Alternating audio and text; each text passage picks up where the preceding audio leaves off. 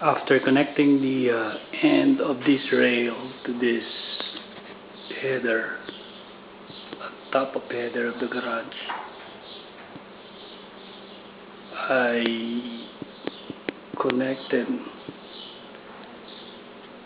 a angle bar to the top of the mounting unit, and then I will mount it at the ceiling at the top.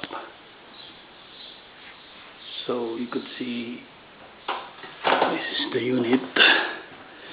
See, I attached this screw bolt mounting unit. See, the rail is in position. That's the header, and then I'm gonna connect it, this angle bracket, to the top of the ceiling.